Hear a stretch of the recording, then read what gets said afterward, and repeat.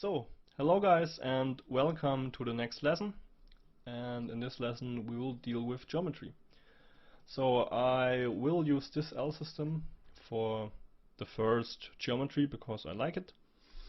And we will make a mineral shape, something like that. So, I just place down a null here and call it in L system for organization purposes. So we will stay organized. So I want to manipulate the normals. This is the fastest way to rotate or to influence the rotation of a copied geometry. And I will use every thinkable way, so randomize and a warp, point warp, so something like that.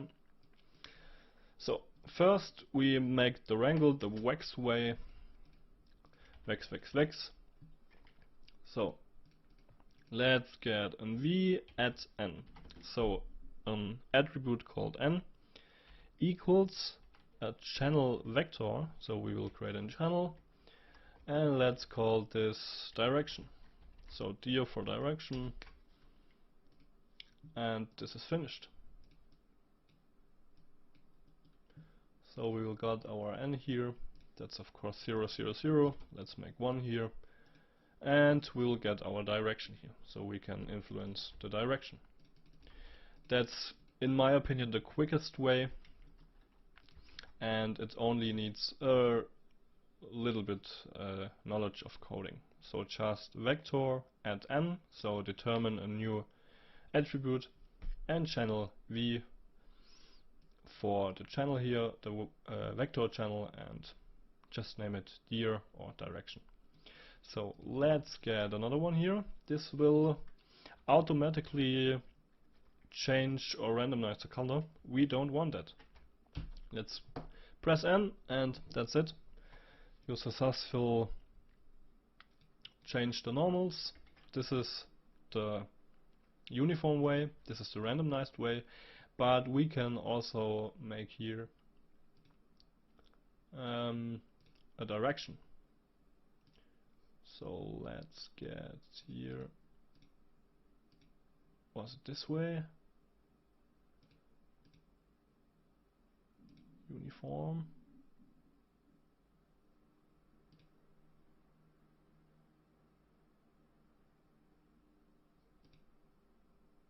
The two values won't work. Yeah, they will work, but yeah. They will work, but it's a little bit confusing. So you can also play it, make it with here. So up 0, 0, 0, 0, 1, 0. And let's make this also 1. And you will get something like this. The cool thing is here when you introduce the other values. So the probability of value b is 0.5. So it's 50%. And value b can be something like -1 to 1, and you can randomize the normals so. And in the end the point warp. So let's get just a parameter here. Let's color it in and let's call it normal. So normal dir for direction. And let's just change this to vector and pipe it into normal. That's it. We will get our normals here, just the same way as the little wrangle here. We can change them. And you can also get here normal. So this will be called normal. So these are the 3 ways. I will stick with the shortest way for now. This is vex. Pretty simple. And let's copy some geometry. So let's get a copy. Copy the points. Let's pipe this in. And of course we will need a geometry. So let's get a box. Because I want to make a little mineral. So let's get some values here. Let's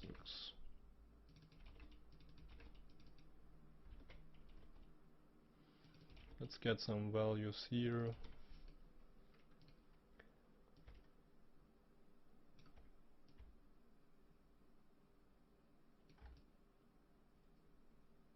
Something like that. Let's make it a little bit bigger.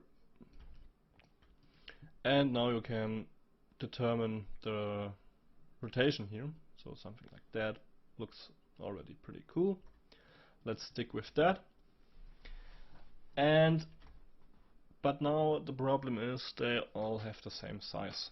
That's not so good. So we can use, again, attribute randomize, the vex way or the point warp way. So first I show you the beginner friendly method. So let's get this in here. Let's get this out. So make attribute warp or point warp, and let's call this p scale. So p scale is a built-in attribute in Houdini that will determine the scale after scattering, or the scale for point rendering, the scale for thickness rendering from a line in Redshift. In Mantra I think it's called width.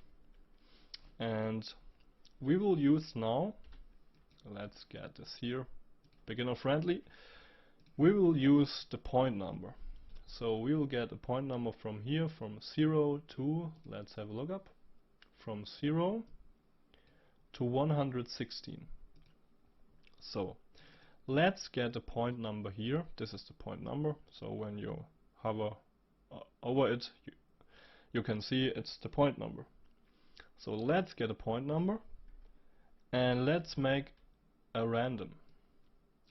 And this node here, a random node, will always spit out a value from 0 to 1. So from the range 0 to 1.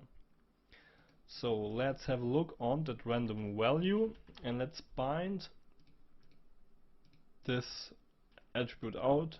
Just place a bind export and let's have a look. This is our random value we've generated with the point number. The cool thing is now we can use this random value to node to the parameter. We will call this p scale. When we go down here, you can see every cube has a different scale, and that's pretty nice. So now the cool thing is we can fit this. So let's place down a fit range and we will get an input from 0 to 1, and now we can fit this. So we only have a scale from 0.45 to 1, or we want some oversized, so let's make 0.24. And this is a really simple method. Let's align this here. This is a really simple method, or a beginner-friendly method to randomize the p-scale. So, but now we want a seed. So we can randomize the scale to our wishes and stop when we see something that we like. So let's get a multiply here. And we use the multiply as a seed. Or we just can make it simpler. We will add a constant. So let's get a point number, let's get it in here, and we will add a constant. So every time we change this above 1, we will get another value. That's pretty cool. But what we also can do, let's get a multiply here and let's get a parameter, and let's call this parameter seed.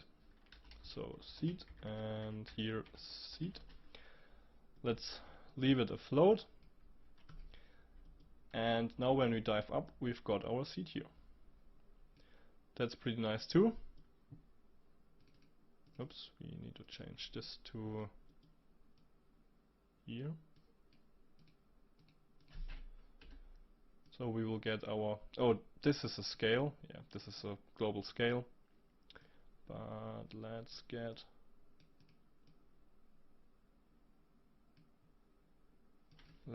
an add here, and let's add this number to the point number. So let's make a float range to, yeah, let's make it integer to 1 to 10, and we get our seed here. That's pretty cool. So the other method is the wax method. So let's get over this. Let's place down an attribute wrangle, and let's make a float value. So float, and let's call it scale. And this value equals rand, so the random, and we will get a add ptnum for the random input or random seed, and we will multiply this whole thing with a channel float, and we call this seed. And let's just bind this quick out. So float at pscale equals scale. So this is the value from above here. Let's enable this, and now you can already see we've built the same thing with here. Not exactly the same thing, we will make this soon, the fit, in a few seconds. So let's call this pscale max. And now we want, of course, fit the scale here. So let's get scale equals fit 01. So we want to fit the scale value, and we want to fit them between two channels. So channel float, let's call this min, and let's make another channel, comma, and max.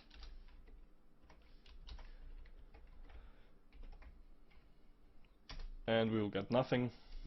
Let's create the parameters here, and let's make 1 and 0.5. And you can see we can fit the scale between here and play with the seed. So let's make them a little bit bigger, and we will get something like this. So 2 methods, and the third method is, of course, the randomize node. So let's get an attribute randomize. Let's pipe this into here. This will randomize the color. That's in some cases useful too. So you can pipe the color to your rendering or something like that. But let's make a p-scale. And the cool thing is, here you can choose the custom ramp, and you will get this ramp to control your p-scale. And of course you got a global seed here, and that's by far the fastest way I can think of. So you will get, for the p-scale, 3 methods: the randomize node, the WOP node with the visual wax coding, and the wax. So let's move them to the side, and I will use the wax. And re-randomized the scale a little bit. That's pretty cool. And yeah, that's it for this lesson. And I will see you in the next lesson, and we will go over loops and make the geometry a little bit more imperfect and something like that. So I will see you in the next lesson.